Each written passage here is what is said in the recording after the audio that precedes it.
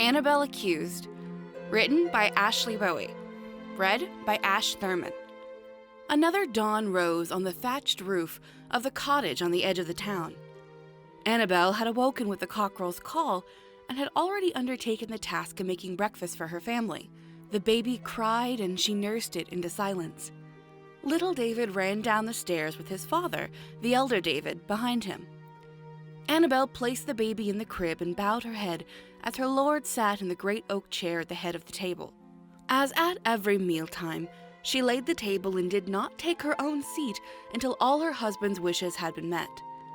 Each time she trembled inside that he should like the food she prepared. Most often her fears remained unfounded, yet on that particularly stressful day, she found herself mending a new wound on her face until late into the night. David ate his meal in silence, a pensive look upon his face. Annabelle wished to know what bothered him so, but knew to remain silent. "The banquet at Lord Brigham's is tonight," he finally said. "Yes, my lord," she replied. "I did not say you could speak." "I am sorry." She hung her head and listened to his words. "Be prepared to make ready at 4 o'clock when I return home this afternoon." With little more, David left the table and the house.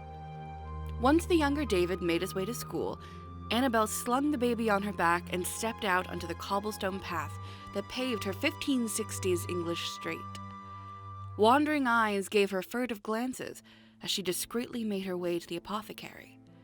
The old man behind the counter always looked at her strangely with his remaining good eye each time she entered. It was quite strange that she should visit that shop of mysteries, potions, and strange ingredients so often. Because of her husband's standing, no one would come out and accuse her of being a witch, but it was obvious the thought filtered through their minds. The sun was close to completing his arc across the sky when David opened his bedroom door, where his wife was almost completely dressed.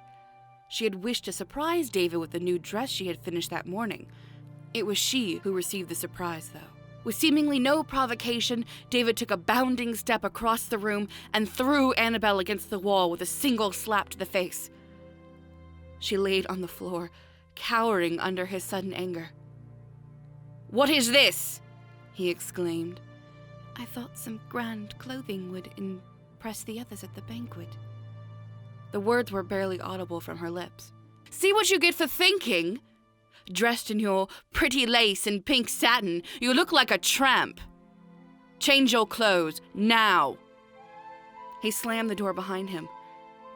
Annabelle glared at the metal lock and the anger seethed within her. She knew deep down he only wished to not be outdressed by his wife.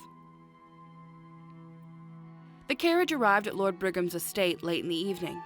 Annabelle hid her disdain well, as she acted as her husband's pretty face, while they talked of manly things and important politics.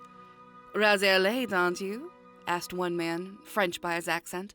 "Oh, yes, but 'tis the pain of being married to such a fragile lady." He laughed softly. Annabelle pretended as though she did not hear, but every word burned her.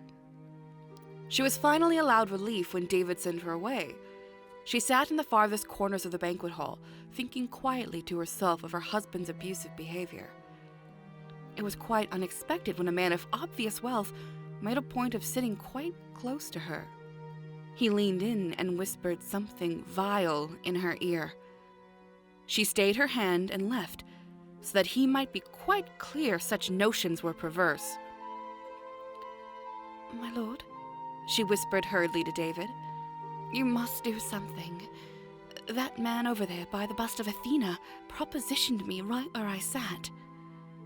David gazed at her with a surprised look.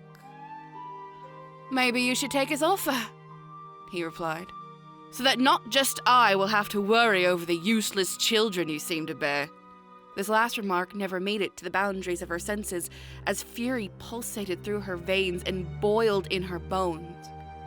She heaved several deep breaths and struck her husband's face so hard he collapsed with a bleeding tongue upon the floor. She barely heard the cries of witch and demon as she kicked him in the stomach several times.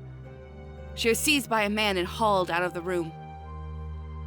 No trial did she receive before she stood there tied to a wooden stake. The morning air was damp. Only sweat and tears dripped into her eyes as the fire was ignited from below. The flames licked her feet and caused her to cry out with the pain of it. Annabelle writhed in agony as the fire crawled up her arms and into her throat. "Will only God redeem me?" was her cry as the fire engulfed her, and she slipped into a blackness from which she would never return. Annabelle Accused, written by Ashley Bowie, read by Ash Thurman.